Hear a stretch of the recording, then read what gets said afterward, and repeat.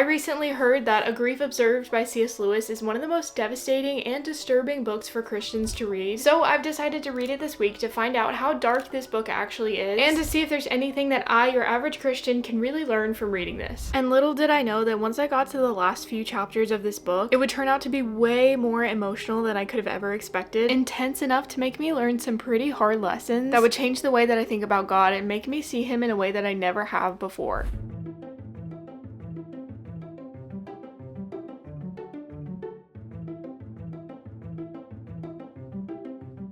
What's crazy about this book is that I heard C.S. Lewis originally published it under a different name because he felt like it was too vulnerable and scary to publish under his own name. So basically it's like his personal journal entries that he wrote as he was grieving over the death of his wife. He is such a good writer and he's explaining all these feelings so well. I'm already a decent ways into the book and I keep like rereading sentences because I'm shocked at how well he's able to describe things, but also with just how vulnerable he's being. That being said, it's also very down and very sad. But what's even crazier is that I heard it gets a lot worse as the book goes on. Apparently there's some pretty devastating moments in here and I'm a little bit scared to get to them. I think they're towards the end of the book, but I'm not really looking forward to that. Although part of me kind of is.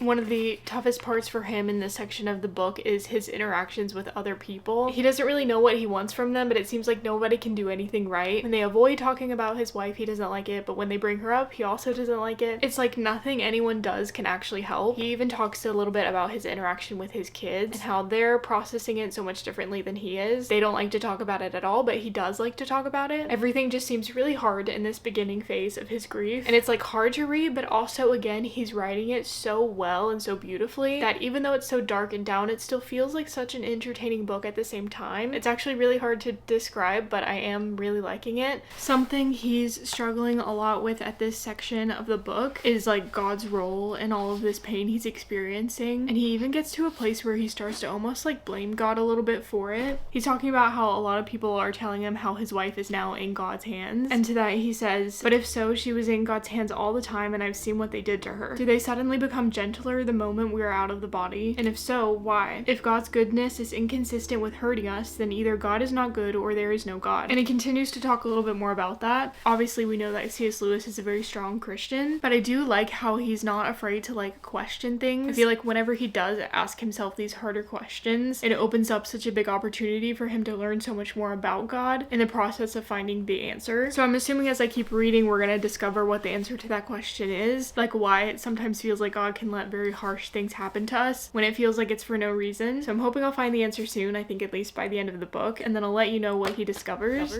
So in case you're watching this video and you've never read any C.S. Lewis books before, or you've read a couple and you're looking for some more recommendations, I'm gonna rapid fire show you some of my favorite C.S. Lewis books. These are ones I think you would all really enjoy. Number 1 is The Chronicles of Narnia. If you haven't read these yet, you are doing yourself an injustice. They're so adventurous, the vibes are the best. Yes, there are 7 books, but they'll all fly by. There are like no book series I've read that I've had a better time reading. These are all so good. Number 2 is the Out of the Silent Planet series. This series is very different from Narnia. Some might say it's a little bit weird, but I actually really liked it, especially the first 2 books. I think Till We Have Faces might be my favorite book of all time, so you should all definitely read it. I should also get a new copy because this is atrocious. This is a fictional, like, Greek mythology mixed with fantasy. Such a fun story, and it doesn't seem like that kind of story would have too many, like, biblical ties, but there's so much you can learn about God from this book. It's so good. Okay, I'm gonna go through these next few very quickly. So I have The Great Divorce, which I read pretty recently. Love this one. Reflections on the Psalms. I treated more like a commentary than an actual book, so I just kind of hopped in and out of it, but still really good. The Screw Tape Letters was one of the first C.S. Lewis books I read outside of Narnia. One of the most strange concepts, but like a very cool book. Then we have Mere Christianity. This one's a little bit deeper, more theological than the others. Basically, C.S. Lewis's defense of Christianity and just all of his thoughts surrounding it. You can learn so much from this book. But yeah, that's the whole collection. Just in case you were looking for some more good C.S. Lewis recommendations, you have a lot of other options now. So there you go. And tomorrow, I think I'm actually gonna go to Barnes & Noble and I'm gonna do some book shopping, and I think I might actually buy another C.S. Lewis book. It's one I want to to read next, and it's one that a lot of you have recommended to me a lot. I bet you might can guess what it is. I'm also just really excited to do some good book shopping. It's been a while since I've been to Barnes, but I'll show you what the book is tomorrow when I get it.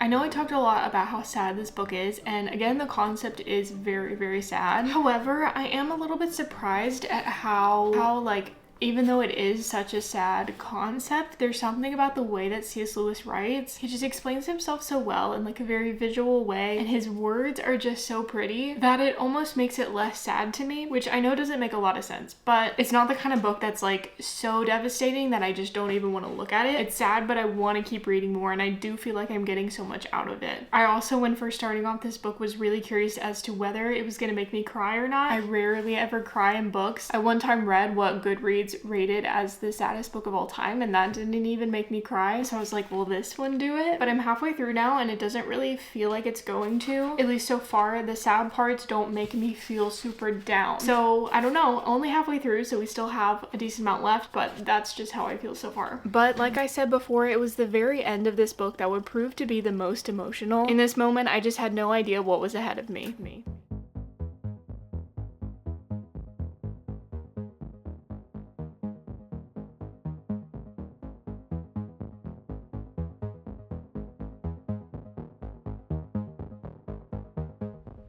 Okay, so I've made it to Barnes & Noble. I'm very excited to look around inside at some more C.S. Lewis books and just some other books that I've been wanting to look at. And there's one C.S. Lewis book that I especially want to get, which I'm very excited to show you.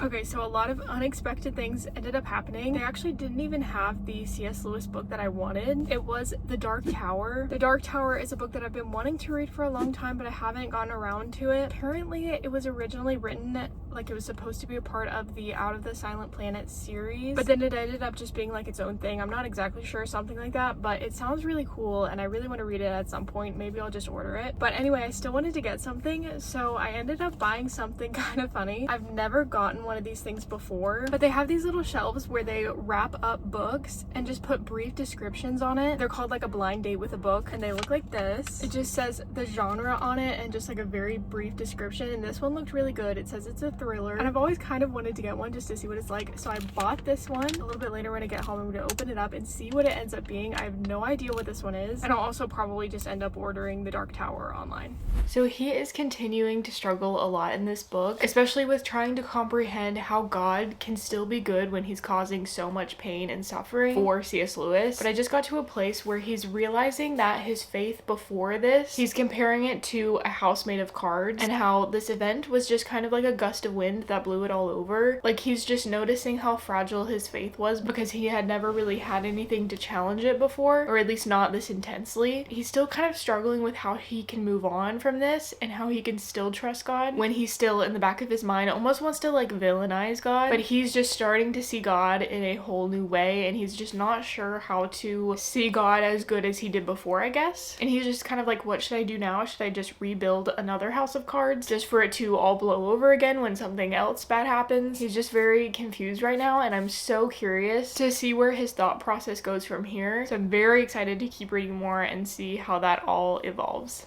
At one point he says, "And I must surely admit that if my house was a house of cards, the sooner it was knocked down the better, and only suffering could do it. However often the house of cards falls, shall I set about rebuilding it. Indeed, it is likely enough that what I call, if it happens, a restoration of faith, will turn out to be only more than a house of cards. And I shan't know whether it is or not until the next blow comes, when, say, a fatal disease is diagnosed in my body too, or war breaks out, or I have ruined myself by some ghastly mistake in my work."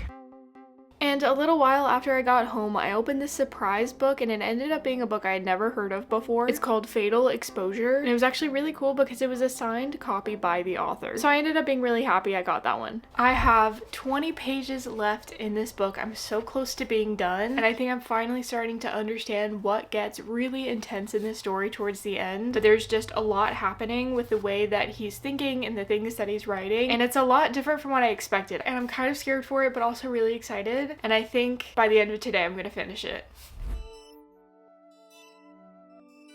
That night, I started trucking through these last 20 pages, and man, they were a lot. I kept pausing every few pages just to think about everything C.S. Lewis was saying, because it was all just so good. The ending section of this book showed a lot of this very big transformation he was walking through, and it just felt like there was so much to process, so I was moving pretty slowly.